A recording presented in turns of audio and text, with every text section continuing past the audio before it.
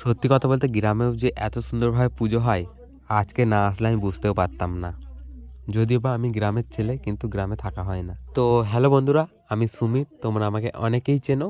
আর পেছনে দেখছো অনেকেই রান্না হচ্ছে, তো তোমরা অনেকেই জিজ্ঞেস করবে কিসের জন্য। আর পুরো ভিডিওটা দেখো, নাহলে কিন্তু বুঝতে পারবে না কি হচ্ছে। যেহেতু আজকে আমাদের গ্রামে পুজো, তাই আমার মা বললো সব জোগাড় কিন্তু তোকেই করতে হবে। ওর জন্য আমি এক এক করে চান টান করে এসে নারকেল কুড়তে বসে পড়লাম। সবাই অনেক হাঁড়ি দেবে, তাই মা বললো হাঁড়ি কিন্তু হারিয়ে যেতে পারে, তো নামটা লিখে দে। ওর জন্য আমি নামটা লিখে নিলাম। তারপরেই হাঁড়িতে নাম লিখে বেরিয়ে পড়লাম পুজো দিতে।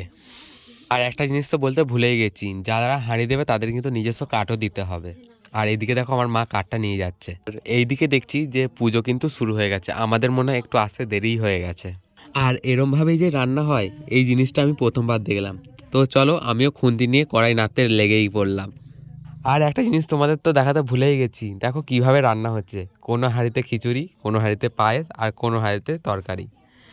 সত্যি এত অসাধারণ না, আমি এইগুলো দেখে আমার মনে হচ্ছে গ্রামে প্রত্যেক বছর এই টাইমে আসবো। আর এইখানে সাজানো আছে হাজার হাজার হাঁড়ি, আর এখনো পর্যন্ত তো অনেক হাঁড়ি আসেইনি। আর এইদিকে তোমাদের সাথে এত গল্প করতে করতে আর এদিকে আমাদের রান্না হয়ে গেছে। আর সবাই দেখো কি সুন্দরভাবে লাইন দিয়ে লাইন দিয়ে হাঁড়ি নিয়ে যাচ্ছে। আর এইদিকে আমাদের হাঁড়িটাও নিয়ে চলে গেছি। কি বললাম না, কেউ নিয়ে যাচ্ছে খিচুড়ি, কেউ নিয়ে যাচ্ছে পায়েস, পুরো গ্রামের লোককে খাওয়াবে বলে। আর প্রত্যেকটা গ্রামের লোককে খাওয়াবে বলে এক একটা কড়াই, হাঁড়ি, কুড়ি সব এগিয়ে চলেছে।